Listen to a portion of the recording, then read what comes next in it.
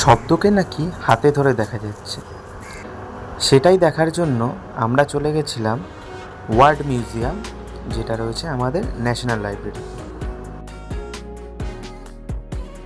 সেখানে গিয়ে প্রথমে টিকিট কেটে নিলাম। আমরা যখন গেছিলাম তখন টিকিট ফ্রি ছিল।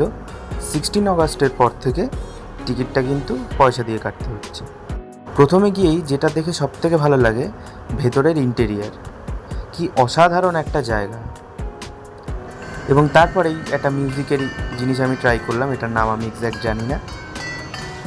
তারপর এই একটা ডিজিটাল বই ছিল যেখানে বিভিন্ন ল্যাঙ্গুয়েজে বিভিন্ন কবিতা লেখা ছিল, এবং কানে এই যে ফোনের মতন যেটা আমরা দেওয়া সেটা দিয়ে সেগুলো শুনছিলাম যে কোন ল্যাঙ্গুয়েজে কীরকম শুনতে লাগে। তারপর চলে আসি মাদার টাং সেকশানে, যেখানে কোন রাজ্যে কোন ভাষা কতটা পরিমাণ বলা হয়ে থাকে সেটা এখানে ডিসপ্লেতে দেখাচ্ছিল, এবং সেটা আমরা এটা থ্রু চেঞ্জ করে আমরা এই সামনে দেখতে পাচ্ছিলাম। যেমন আমি এখানে বাংলাটা দিলাম, সাথে সাথে দেখিয়ে দিল যে বাংলা আমাদের কোন কোন জায়গায় বলা হয়ে থাকে।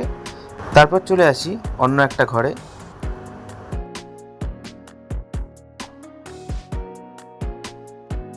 যেখানে বিভিন্ন ধরনের পুরোনো দিনের লিপি ছিল বিভিন্ন ভাষায় লেখা।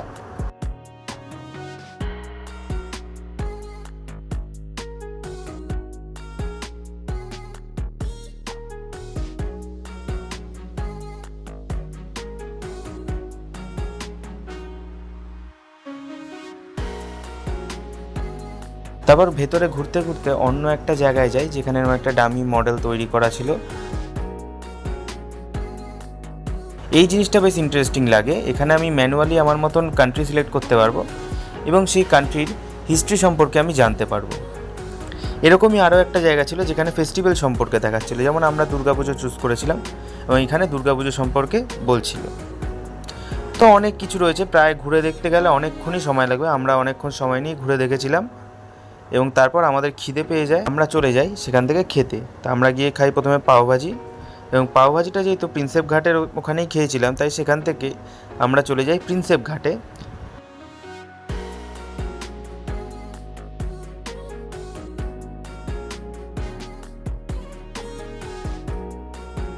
প্রিন্সেপ ঘাটে বেশ কিছুক্ষণ থেকে গল্প আড্ডা করে আমরা সেখান থেকে সোজা চলে যাই স্প্ল্যানেটে রোল খাওয়ার জন্য।